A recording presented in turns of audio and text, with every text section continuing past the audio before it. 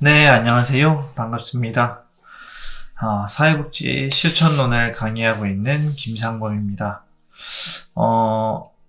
오늘은 이제 5월 5일 어린이날입니다. 그래서 오늘은 수업을 하지 않고 휴강을 하게 되었는데요. 특별히 따로 시간을 내서 이제 별도의 다른 수업을 진행을 하는 것보다는 이렇게 온라인으로 수업을 진행을 하는 게 여러분들이 학교를 한번 더 올 수 있고, 그리고 조금은 더 여유롭게 보낼 수 있겠다는 생각이 들어서 이렇게 온라인으로 수업을 진행을 하려고 합니다. 물론 오프라인으로 수업을 진행을 했을 때 좋은 점이 분명히 있죠.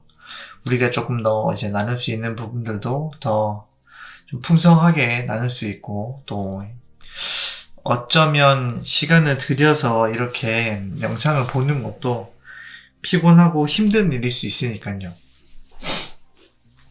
그렇지만 어린이날이라고 이제 아이들과 함께 시간을 보내시는 분들도 있기 때문에 그분들이 이제 가지고 있는 이제 중요한 어떤 가족 활동 시간들을 뺏을 수는 없어서 이렇게 보강을 진행하게 되었습니다. 저도 급하게 이제 오전부터 자료를 좀 준비를 해가지고 내용들을 좀 구성을 해서 지금 거의 이제 밤늦게 촬영을 하게 되는데요. 최대한 편집을 해가지고 내일은 다 볼 수 있도록 제가 준비를 하도록 하겠습니다. 사실 내일은 영상이 2개가 올라갈 것 같아요. 이제 그 보강에 관한 영상이 하나 올라갈 거고, 그리고 다음 주 진행되는 이제 예습 차원의 어떤 또 온라인 수업, 정규 온라인 수업 강좌도 따로 올릴 거니까 좀 살펴봐 주시면 좋겠습니다. 급하게 저 내용을 준비를 하고 또 촬영을 진행을 하다 보니까 좀 피곤하고 또 좀 말이 좀 꼬이기도 하는데 좀 양해 부탁드립니다.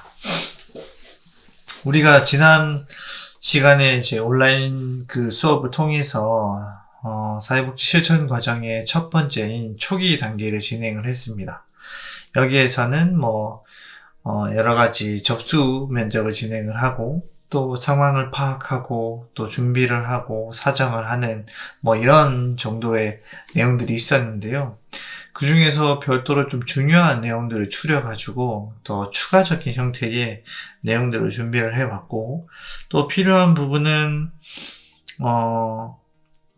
사정에 있어서 우리가 사정의 도구나 방법, 맥락 이런 부분들은 충분히 짚지 못했기 때문에 이것도 같이 이제 정리해서 나눠보도록 하겠습니다.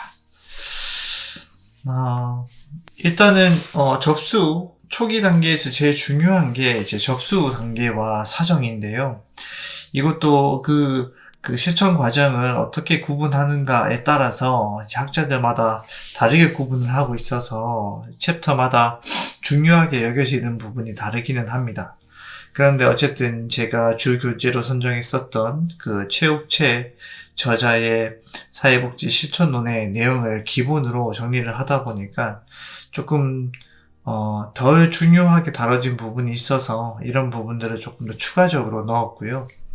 그리고 조별 과제에 대한 설명도 별도로 하도록 하겠습니다. 네, 일단은 여기 앞에 보이는 이 내용은 조 편성의 내용인데요. 전체적으로 우리 조가 어떻게 편성이 되었고, 그리고 요 조에 맞춰서 어떤 과제를 부여받았는지 이미 제가 정리를 해서 보여드렸을 겁니다. 그래서 이 내용들을 중심으로 각 배정받은 과제를 수행하게 되는데, 과제의 내용을 어떻게 구성을 할지, 그리고 이걸 어떻게 소통을 할지는 차차 조원들끼리 조금 얘기를 해보시면 좋을 것 같아요. 제가 사실 단톡방을 만들어서 이제 조마다 다 넣어서 진행을 해볼까 이런 생각도 해봤는데, 어쩌면 제가 그 그룹 안에 들어가 있는 것 자체가 불편할 수 있겠다는 생각이 들어서 그 부분까지 좀 자율적으로 이제 맡겼습니다. 다만 어떤 구심점이 분명히 필요는 하니까요. 각 조의 제일 위에 있는 이 분들이 전체적으로 조원들을 모아서 내용들을 정리를 하고 좀 조별 과제물을 어떻게 작성을 해 나갈지 좀 정리를 해 주시면 좋겠습니다. 학년 그리고 학차에 맞춰서 제가 구성을 했는데 어쨌든 학년이 높으신 분들이 좀 진행을 해주시면 좋겠고, 같은 학년일 경우에는 원하시는 분이 해주시면 되겠습니다. 조별 과제는 사실 제가 대부분의 내용들을 정리해서 드리기 때문에 이게 어쨌든 탐구 활동이나 학습 활동에 어떤 효과가 있기 위해서는 좀 내용이 좀 달리 구성이 될 필요가 있겠다는 생각이 들었습니다. 그래서 먼저 이제 전체적으로 4가지의 주요 개요로 구분이 되는데요. 조별 과제의 과제물 보고서에 포함되는 내용은 이 4가지가 될 수 있습니다. 첫 번째는 전체적인 사회복지 실천 과정과 과정별 주요 과업을 이제 작성을 해주는 거죠. 이거는 실제로 전체적인 실천 과정에서의 핵심적인 과업들을 이해하고 있는가, 또 그걸 잘 정리했는가를 보기 위한 내용이라고 파악하시면 좋을 것 같고요. 두 번째는 이게 자기가 맡은 조별 주제에서 해당하는 핵심 과업에 대해서 정리를 하고, 그 단계에서의 이제 사회복지사의 역할에 대해서도 서술을 해주시면 되겠습니다. 그래서 해당 단계의 목표와 주요 과업, 그리고 사회복지사의 역할, 그리고 사회복지사의 기술, 이렇게 구분이 될 건데, 제가 제가 온라인 수업을 위해서 정리된 자료에도 관계된 내용들이 있지만, 다른 교재에도 여기에 대한 부분이 정리가 되어 있는 부분이 있습니다. 그래서 제가 정리한 내용과 또 여러분들이 별도로 조사한 내용들을 또 통합해가지고 하나의 보고서를 만드시면 될 것 같습니다. 굳이 포함 안 하셔도, 제가 정리하고 올려놓은 자료들은 포함 안 하셔도 상관은 없고요. 다음은 전체 사회복지 실천 과정에서 우리 조가 맡은 그 해당 단계의 어떤 중요한 의미를 서술하는 게 3번째가 되겠습니다. 전체 1번 과업을 통해서 전체적인 실천 과정을 정리를 하셨고, 그리고 조별 주제 핵심 과업을 정리를 하면서 이런 이유 때문에 이 단계가 특별히 중요하다 하는 부분을 서술하면 될 것 같고, 내용은 크게 많지 않을 것 같아요. 그리고 이런 형태의 과제를 수행하고 조별 활동을 하게 된 결과에 대한 후기를 정리를 해서 이제 제출해 주시면 됩니다. 많아도 한 5페이지 이내로만 정리를 해 주시면 좋을 것 같아요. 크게 무리를 주고 싶진 않지만 4명의 사람들이 어쨌든 한 페이지 정도의 내용들은 좀 정리를 해야 될 것 같다라는 생각이 들어서 이렇게 구성을 했으니까요. 물론 3번, 4번 요거는 내용이 조금 적을 수 있을 것 같아요. 그래서 적당하게 이 전체적인 범위의 어떤 분량과 비중을 정하신 후에 각 역할을 나눠가지고 진행을 하시면 되겠습니다. 평가 기준은요, 전체적으로 제시한 제출 기한에 맞춰서 제출을 하는가가 가장 중요한 부분이라고 생각을 하시면 되겠고, 얼마만큼 성실하게 이 과제에 임했는가, 그리고 정리된 내용들이 얼마만큼 적절하고, 그리고 중요하다는 해당 단계의 중요성을 서술할 때는 그 설명이 얼마나 논리적인가, 이 4가지를 가지고 평가를 하도록 하겠습니다. 그렇게 많은 변별을 둘 생각은 없습니다. 5개의 조가 있는 만큼 한 3단계 정도로 나눠서요, 만점 2조, 그리고 A 2조, B 2조, C 1조 정도로 생각을 하면 될 것 같아요. 그러니까 점수 차는 거진 2점 정도밖에 차이가 안 날 것 같기는 합니다. 물론 그게 결코 작은 점수는 아니라고 생각은 들기는 해요. 어쨌든 95점과 93점의 차이는 A 플러스와 A의 차이가 되니까 그런 부분들을 조금 고려해서 준비를 하시면 되겠습니다. 그러면 이제 사회복지 그 초기 단계에 대한 내용들을 조금 정리를 해볼 건데요. 먼저 일반적인 그 사회복지 실천 과정에 대한 여러 교재와 학자들의 어떤 구분에 대해서 좀 살펴보도록 하겠습니다. 어쨌든 우리가 주 교재로 선정하고 있는 최옥채 그 교수님의 사회복지 실천론에 해당하는 내용은요. 보시면 초기 단계와 계획 단계, 실행 단계, 그리고 종결, 평가, 보고 단계 이렇게 4단계로 구분하고 있습니다. 그런데 또 다른 교재에서는요. 접수 및 자료 수집을 첫 번째 단계로 놓고요. 두 번째는 사정 및 계획 수립을 두 번째 단계로 두고 있습니다. 그러니까 우리 교재에서 초기 단계에 들어가 있는 사정이 별도로 이제 계획 단계로 넘어가듯이 이렇게 넘어와가지고 하나가 준비되어 있고 실행 단계는 거의 계획과 유사합니다. 그리고 평가 및 종결이 들어가고 나중에 사후 관리가 별도로 구성이 되어 있는 이런 형태의 실천 과정에 어떤 기술이 있고 또 접수와 자료 수집, 다음에 사정, 그리고 계획, 개입, 평가 및 종결 이렇게 3단계로 나누는 교재도 있었습니다. 중요한 것은 사정을 별도로 빼놓는 게 어떤 하나의 추세라고 보는 거죠. 그만큼 사정이 여러 교재와 내용에서 좀 중요하다고 여기고 있는 부분이 이런 부분이 아닐까 생각이 듭니다. 그래서 이번 시간에는 좀 사정에 대해서도 좀 별도로 얘기를 해볼까 좀 생각을 하고 있습니다. 그래서 접수 단계의 중요한 내용을 조금 살펴볼 거고요. 그리고 그 다음에 사정에 대한 내용을 조금 다뤄볼 건데요. 우리 교재에서 얘기했었던 초기 단계의 핵심 가업은 사회복지사가 전체적인 이제 서비스를 진행하기 위한 준비를 해 나가고 그리고 사회복지사의 어떤 역할과 기관들을 좀 분명히 알리고 또 접수를 하고 사정을 하는 단계가 초기 단계였다고 보시면 됩니다. 그러니까 개입이 시작되기 전에 정보를 획득하는 과정까지를 첫 번째 초기 단계로 본 거죠. 그 뒤로 계획과 이제 실행 이렇게 들어가는 거라고 보시면 되는데 초기 단계에서 제일 중요한 부분은 준비하는 부분도 있지만 사실은 접수가 제일 중요하죠. 첫 번째로 클라이언트와 만나고 관계를 맺고 그리고 유용한 의미 있는 정보를 획득하는 요 과업이 접수 단계라고 볼 수 있고 이 접수 단계에서 있었던 정보의 수집이 보다 심층적으로 이루어지는 단계가 사정 단계라고 보시면 됩니다. 그만큼 이제 이 두 가지의 과업이 초기 단계에서 제일 중요하다라는 말씀을 드리고 싶고요.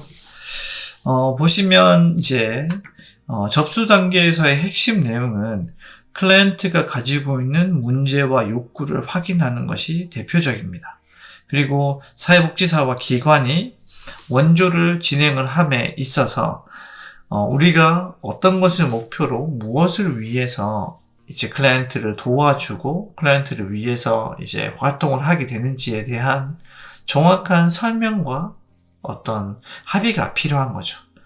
그리고 클라이언트가 이 서비스를 신청하고 진행을 함에 앞서서 어떤 기대와 욕구를 가지고 있는지 파악하는 것도 중요한 부분이라고 될 수 있습니다.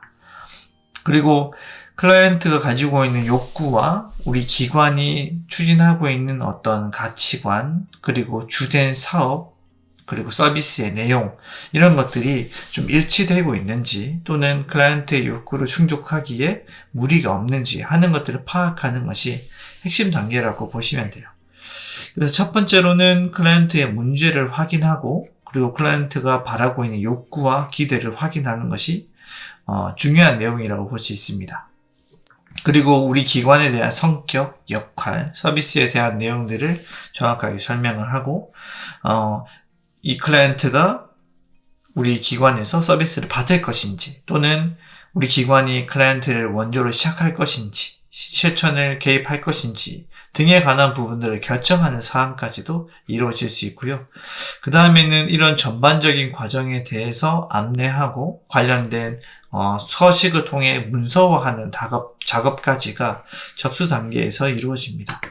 이런 과정을 진행을 하면서 이런 과제와 함께 클라이언트와 긍정적인 관계를 형성하는 것이 접수 단계에서의 핵심적인 키라고 볼 수가 있는 거죠.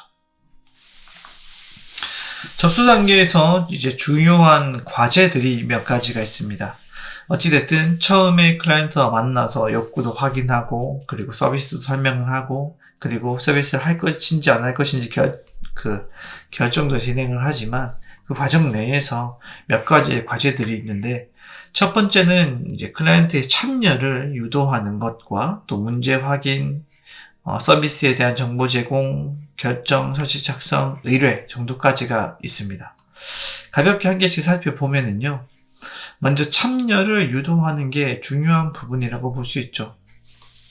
처음 클라이언트가 어떤 사회복지 서비스를 받기 위한 마음을 먹고 기관에 왔으면 처음 사회복지와 만나서 첫 번째 접수가 이루어지는데 이 과정에서 어떤 불편감과 좀 저항감이 발생을 할 수가 있죠. 좀 못 믿었기도 하고 불편하기도 하고 부끄럽기도 하고 좀 어색한 그런 느낌이 있습니다. 사회복지사는 그러한 클라이언트의 어떤 심리적인 부분을 충분히 이해를 해서 클라이언트가 자기 변화에 대한 어떤 긍정적인 의식을 가지고 그리고 내가 이 서비스에 적극적으로 참여하겠다. 그래서 보다 나은 삶을 살아가겠다. 그리고 나의 강점을 개발하고 더 좋은 삶의 어떤 변화를 일으켜내겠다 하는 어떤 동기를 부여할 수 있도록 자꾸 이제 의지를 키울 수 있도록 해줘야 된다는 거죠. 이것과 함께 불편하고 불안한 어떤 양가 감정을 좀 해소해주고 정리해주는 것도 중요한 부분이 될 수 있습니다. 무엇보다 처음 이런 접수 단계를 통해서 만나면서 이제 관계 형성이 시작이 되게 되는데요. 이 안에서 온정적인 개입과 또 적극적인 의사소통, 그리고 진솔한 모습을 보여주면서 실제로 건강한 원조 관계를 형성해 나가는 것이 제일 중요한 부분이라고 볼 수 있습니다. 여기서 어떻게 정리가 되고 내용을 잘 다루느냐에 따라 이후의 서비스의 질과 또 클라이언트의 참여의 어떤 강도와 적극성이 달라질 수 있다는 거죠.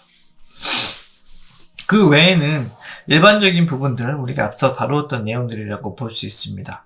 클라이언트가 가지고 있는 문제를 확인하는 것, 그리고 서비스를 설명해 주는 것, 그리고 서비스를 할 것인지 안 할 것인지를 결정을 하고 관련된 서식들을 작성하는 것, 그리고 필요할 경우에는 다른 시설이나 사회복지기관으로 연계를 하거나 의뢰를 하는 것도 과제가 될 수 있습니다. 이런 것들을 파악하는 것이 이제 첫 번째 접수 과정에서 이루어지는 주요 과업이다. 이렇게 말씀을 드릴 수가 있겠고요. 다음은 이 접수를 진행을 하면서 접수 양식에서 어떤 내용들을 작성을 하게 됩니다. 그래서 이제 인테이크 시트라고 하는 접수 면접 기록지가 있는데 여기에 어떤 내용이 기록이 되는지 또 어떤 골자들로 구성되어 있는지 좀 살펴보도록 하겠습니다. 먼저 초기 면접지에 포함되는 내용은요. 클라이언트의 기본 정보와 주요 문제, 그리고 동기, 의뢰된 사유, 그리고 이전에 어떤 사회복지 서비스를 경험해 봤는지, 가족관계는 어떤지 이런 것들을 확인하는 과정이 이루어지게 됩니다. 보시면 이게 실제로 그 사회복지기관에서 주로 사용하고 있는 접수상담 인테이크 시트입니다. 접수 일시와 접수자, 그리고 성명, 주소, 그리고 대상자의 분류, 가족 형태 이런 것들이 이루어지고요. 개괄적인 가족의 이제 현황과 특이사항들이 정리가 되게 됩니다. 그리고 이제 질병 유무나 건강 상태, 또 여기 소득에 대한 부분, 그리고 월 지출에 대한 부분, 그리고 주요 호소 문제나 욕구 등이 이제 파악되게 됩니다. 사례 관리를 시작하게 되면 기관에서 어떤 폼을 가지고 있는지 또는 어떤 형태로 문제를 파악하는지에 따라 이 양식지는 달라질 수 있습니다. 그러나 적어도 개인력, 가족력, 그리고 개인의 어떤 소득과 지출, 그리고 거주 상태, 이런 것들은 기본적으로 파악해야 하는 내용이라고 좀 참고를 하시면 될 것 같아요. 그래서 이제 판정에서 서비스 이용 대상인지, 그리고 집중 사례 관리 대상인지, 또 정보 제공 대상인지, 이런 것들을 이제 판정에서 기록하게 된다. 이렇게 말씀을 드리겠습니다. 그리고 이제 스크리닝 시트는요, 실제로 조금 더 심도 깊은 얘기를 나누면서 구체적인 호소 문제와 내용들, 또 담당자의 의견까지 서술하는 이런 시트도 좀 마련을 해가지고 작성을 하고 있습니다. 어쨌든 접수 초기 단계에서 이런 과정과 과업들이 이루어진다라는 거죠. 네, 다음은 이제 사정에 대해서 좀 얘기를 해보도록 하겠습니다. 일전에 제가 이제 온라인 시험을 통해서 여러 사회복지 실천 과정에서 가장 중요하게 생각하는 어떤 과업은 무엇이냐라고 했을 때 이 사정을 꼽으신 분들이 굉장히 많았습니다. 그래서 이 사정이 굉장히 중요함에도 불구하고 이번 우리 교재에서는 이 사정이 초기 단계에 맞물리면서 접수와 사정이 좀 어수룩하게 섞여서 다뤄지는 부분이 있어가지고 여기에서 나오는 몇 가지의 내용들과 주요 도구들을 조금 말씀을 드리고 공유를 해보도록 하겠습니다. 예전에는 사정 이것 자체가 진단의 하나의 영역으로 불리기도 했습니다만 이제 진단은 어떤 의료기관이나 어떤 질병에 대한 판단을 하는 영역을 우리가 좀 진단이라고 규정하는 경우가 있고요. 지금은 예전과는 달리 사정 자체를 고유한 형태의 어떤 과업으로 표기하고 있죠. 그래서 이제 조사, 진단, 분석 이 모든 과정을 하나의 형태로 통합하는 것을 우리가 사정이라고 얘기를 하고 있습니다. 그래서 사정은 이제 클라이언트의 문제와 강점, 약점, 자원을 이해한다. 그리고 클라이언트의 문제에 영향을 주는 환경을 파악하고 클라이언트가 주변의 환경과 어떻게 상호 교류하는지 그것들을 파악하고 이해하는 과정이라고 보시면 됩니다. 그리고 환경과 상호 교류하는 이 과정에서 어떤 문제가 발생을 하게 되는지 또는 그 교류 과정에서 어떤 영향을 받게 되는지 이런 것들을 파악하는 것이 사정이라고 볼 수가 있는 거죠. 그래서 사정은 클라이언트와 대화, 탐색, 조사, 면담 이런 여러 가지 형태, 현장 답사도 포함이 됩니다.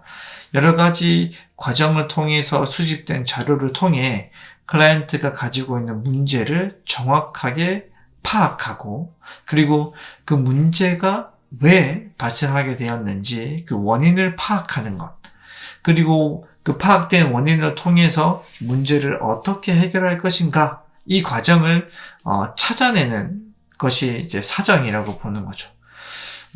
잘 수집했기 때문에 왜 어떤 일로 어떤 문제가 발생했는지 알 수가 있고 거기에 대한 파악이 끝났기 때문에 이제 개입 계획을 세울 수 있게 된다라는 거죠. 그러니까 클라이언트가 가지고 있는 문제 또는 여러 상황들을 면밀하게 파악하는 것이 굉장히 중요한 역할과 과제라고 할 수가 있는 거죠. 그래서 사정이 굉장히 중요하고 또 어렵기도 하다. 이런 말씀을 드리겠습니다. 그래서 사정을 잘 하기 위해서 별도의 여러 가지 도구들을 사용을 합니다. 그냥 우리가 어떤 분석의 틀이나 분석의 기준이 없이 클라이언트와 대화를 나눈다고 해서 클라이언트의 환경이 면밀하게 탐색되는 건 아니니까요. 그래서 이제 뭐 가계도, 생태도, 그리고 이제 사회적 관계 그리드 등을 통해서 클라이언트의 주변 환경들을 파악할 수 있게 됩니다. 대표적으로 다루고 있는 이 세 가지의 어떤 사정의 도구들을 우리가 좀 살펴보면서 내용들을 조금 정리하고 또 혹시나 사정을 이제 수행하게 된다고 하면 좀 참고도 할 수 있겠다는 생각이 듭니다. 먼저 첫 번째는 가계도입니다. 가계도는 가족 구성원들의 어떤 구성과 그리고 그 안에서의 역동, 또 가족 구성원들에 관한 정보들을 파악하는 것이 이 가계도의 핵심이라고 보시면 되겠습니다. 그래서 이 가계도는 기호를 통해서 그리는 하나의 도식이라고 보시면 되겠고요. 구성원에 대한 부분을 이렇게 구성을 하고 사망은 이렇게 X자로 표시를 하게 됩니다.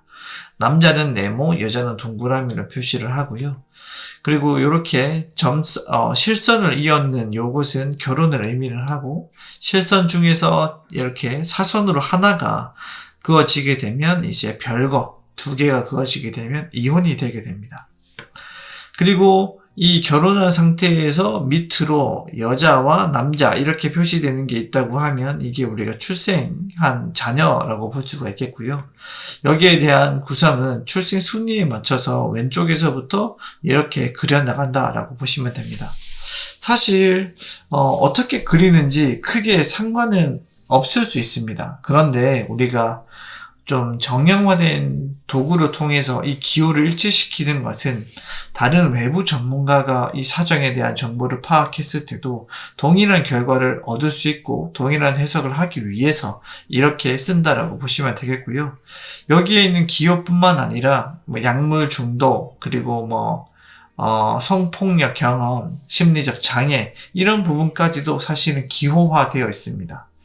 또 특별히 제노그램, 가계도가 제노그램인데 제노그램을 별도로 프로그램으로 만들어서 기호를 찍고 만들어내는 형태의 프로그램도 존재하기는 하죠. 그런데 일단은 우리가 이걸 가지고 클라이언트와 대화를 나누면서 내용을 정리하는 부분이기 때문에 할 수 있는 부분까지만 좀 기록을 하면 될 것 같다라는 생각이 듭니다. 이렇게 이 2개가 이렇게 그려진 거, 그 실선 하나에 2개가 묶어서 표현되면 우리가 이걸 쌍둥이라고 이해를 할 수 있고요.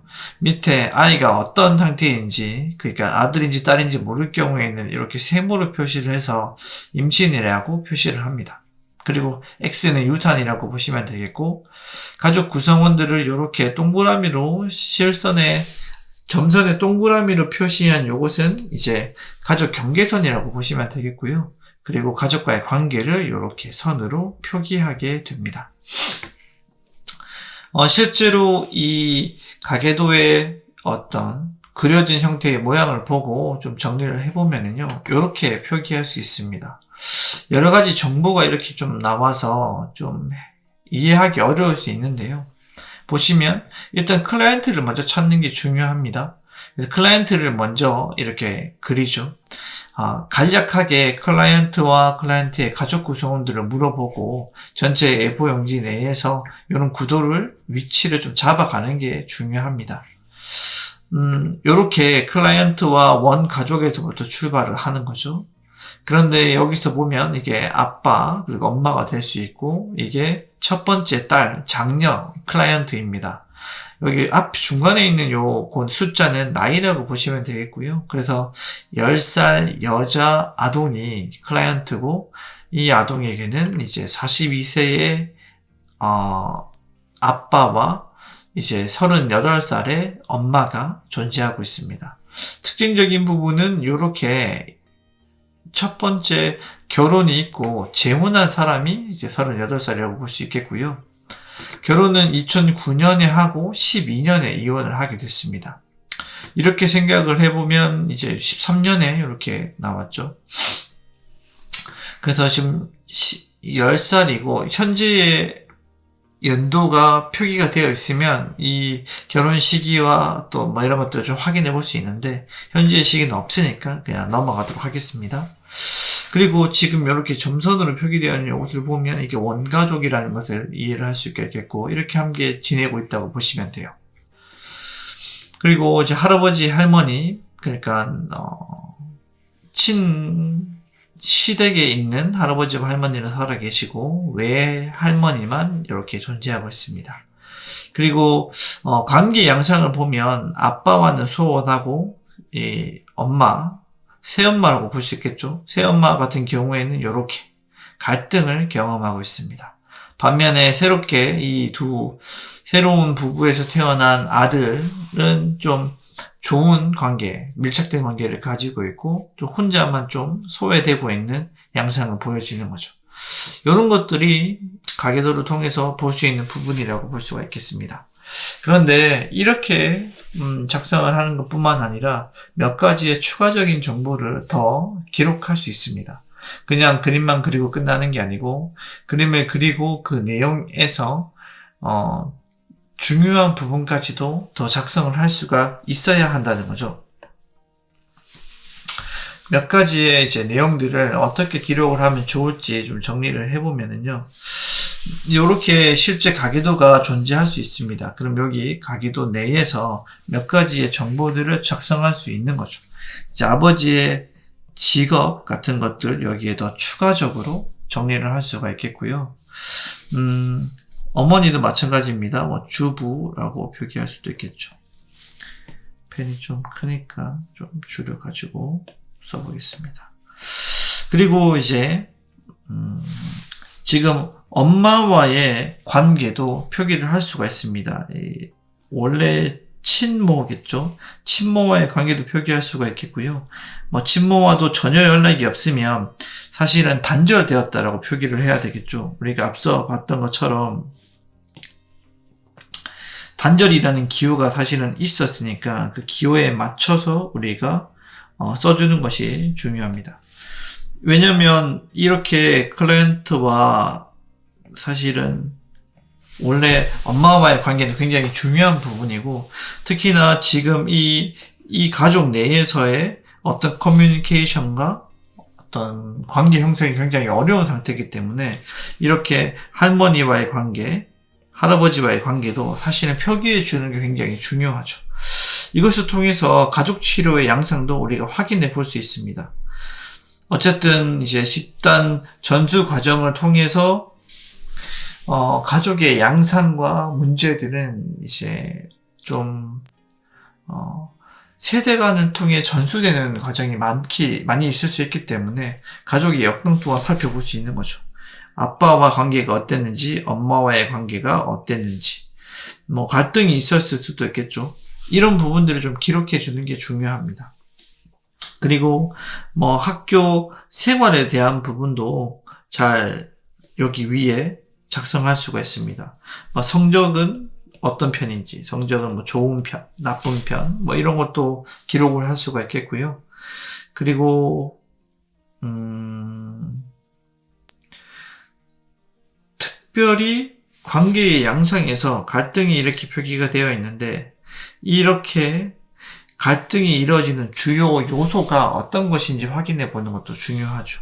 예를 들어서 엄마가 이제 집안일을 도와달라는 형태로 이 클라이언트에게 요구를 많이 하게 되면 핵심적으로 다투는 이 부분이 집안일에 대한 부분이다 하는 것들을 이제 설명해 줄 수 있도록 하는 것이 이 내용이라고 보시면 되겠습니다. 이런 부분들을 이제 고려해가지고 우리가 정리를 하고 작성을 하는 것이 이제 가계도라고 볼 수가 있겠습니다. 네, 다음은 계속 내용을 이어갈 건데요. 이제 생태도에 대해서 얘기를 해보겠습니다. 가계도가 전체적으로 가족 구성원들의 어떤 역할과 형태를 확인해보고 알아보는 그런 도구였다고 하면 이제 생태도는 보시면 클라이언트가 외부 환경 체계들과 어떻게 관계를 구성하는지 살펴보는 사정 도구라고 생각하시면 됩니다.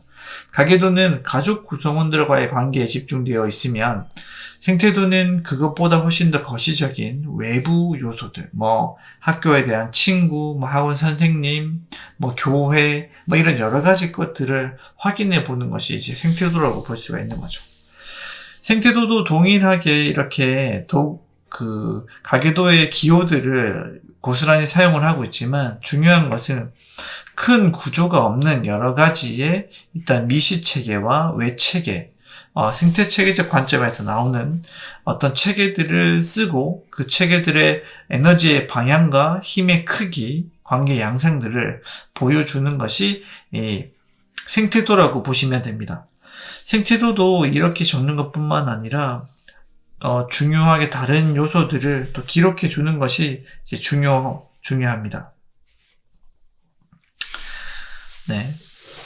보시면 이렇게 미술학원을 다니게 된 시기, 언제부터 미술학원을 다니게 되었는지 이런 것들도 더 추가적으로 기록할 수가 있습니다. 10살이면 6세에서부터 미술학원을 다니기 시작했다. 또래 친구는 누구와 더 좋은 관계를 형성하고 있는지, 수진이, 그리고 미경이, 이런 식으로 작성을 할 수가 있겠죠. 그리고 제일 친한 친구는 별표를 해주는 것도 좋은 의미가 있을 수 있겠고요. 초등학교가 나오면 이제 선생님과의 관계도 당연히 파악을 해봐야 됩니다. 선생님. 이렇게 기술을 하고. 네, 이런 부분들이 이제 중요한 부분이고, 동일하게 중요한 이런 갈등 요소들은 이유가 무엇인지도 정의를 하면 좋죠. 건설회사에서 근무한 시간, 15년 차, 이런 거 중요하고, 산학회가 있으면, 횟수, 월 2회 참여, 이런 것들 쓸 수 있습니다. 38세에 엄마가 학원에서 강사로 활동을 하고 있다. 그러면 어떤 과목인지 당연히 파악이 돼야 되겠고, 그리고 그러면 성적에 대한 부분들도 이제 고려가 될 수 있겠죠. 그래서 이런 여러 가지 환경 체계들 중에서 제일 중요한 것들을 중심으로 우선순위를 이렇게 적어 놓을 수도 있습니다. 어쨌든 이거는 클라이언트와 함께 정보를 확인하고 내용들을 살펴보면서 클라이언트의 주변 환경을 이제 함께 살펴보는 역할을 하기도 하니까요. 이런 과제는 굉장히 중요하게 우리가 사용할 수 있는 도구다. 이렇게 볼 수가 있겠습니다. 네. 이게 이제 생태도에 대한 내용이고요. 그래서 보통은 가계도와 생태도를 통해 얘기를 해보면 좀 아무것도 없는 것보다는 훨씬 많은 정보를 좀 빨리 얻을 수가 있다 하는 장점이 있겠습니다. 네, 다음은 이제 사회적 관계망 그리드인데요. 실제로 여러 어떤 구조를 통해서 이제 여러 관계의 형태 그리고 구성을 구분해 놓고 어떤 사람들이 이 구성에 해당하는지 이것들을 좀 그리드를 통해서 살펴보는 것이 사회적 관계망 그리드입니다. 사회적인 형태의 관계망을 살펴보는 건데요. 이게 살펴보시면 내용을 보시면 훨씬 더 쉽게 이해할 수가 있습니다. 여러 가지 형태의 이제 영역이 존재합니다. 생활 영역, 그리고 물질적 지지, 정서적 지지, 그리고 비판, 도움, 친밀도, 접촉 빈도, 알고 지낸 기간, 이런 것들을 통해서 사회적 관계망의 양상을 파악하는 것이 이제 사회적 관계망 그리드다. 이렇게 보시면 되겠고요. 어떻게 이걸 작성을 하는지 말씀을 드리면, 우리가 이렇게 사회적 관계망 그리드가 여기에 표시되어 있습니다. 그러면 여기에서 이 한쪽에 이제 이름을 작성을 하는 거죠. 실제로 내 친구 중에 한 명을 적는 겁니다. 수진이, 철수, 길동이 이렇게 이름을 기록을 하는 거죠. 그리고 이 중요한 형태의 이름을 적어놓고 그 수진이 해당하는 형태의 번호를 이 그리드망에 적는 겁니다. 수진이는 어떤 사람이냐? 나한테 굉장히 중요한 친구입니다. 그래서 5번을 이렇게 적고요. 물질적 지지. 수진이가 나한테 물질적 지지를 해주냐? 수진이는 자주 평소에 나한테 내가 먹고 싶은 것도 많이 사주고 나랑 잘 놀아주고 한다. 맛있는 걸 사주니까 물질적 지지를 자주 해주고 정서적 지지, 나를 좀 잘 챙겨준다라고 하면 가끔이 아니죠. 가끔이 아니고, 항상 그렇게 한다. 이렇게 표시할 수 있겠죠. 항상 제공하고 있다. 네. 물질적 지지는 자주고 정서적 지지는 항상 제공하고 있다. 정보 및 조언은 가끔 제공하고 있고요. 비판도 가끔 제공하고 있고, 도움을 주는 방향은 사실 그가 나에게 주는 경우가 더 큽니다. 친밀감을 느끼는 양상은 서로가 같고요. 접촉 빈도는 거의 매일 보고 있습니다. 알고 지낸 기간은 5년 이상. 이렇게 이 사회적 관계만 그리드는 실제로 이제 원조 관계를 시작을 하고 원조가 이루어질 때 어떤 조력자로서 또는 보조자로서 도움을 줄 수 있는 좀 핵심적인 사람이 누구인지를 확인하기 위한 관계망이라고 보시면 됩니다.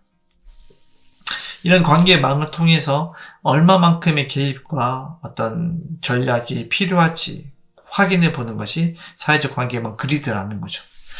네, 오늘은 이렇게 초기 단계에서 이루어지는 어떤 핵심적인 접수와 사정에 대해서 얘기를 해봤고요. 짧지만 사정의 도구들을 통해서 여러분들이 혹시라도 사정이 임하게 되었을 때 활용할 수 있는 여러 가지 도구들도 좀 살펴보았습니다. 오늘 휴일이지만 이렇게 온라인으로 진행을 하면서 사실은 오프라인에서 이만큼 다루지는 못했을 것 같아요. 근데 이렇게 중요한 내용들을 또 다룰 수가 있어서 다행이라고 생각을 하고, 좀 지겨울 수는 있겠지만, 좀 꼼꼼하게 잘 챙겨서 들어주시고, 조별 과제와 활동들도 잘 챙겨주시기 바랍니다. 네, 오랜 시간 수업 듣느라 고생이 많았고요. 이만 마치도록 하겠습니다. 수고하셨습니다.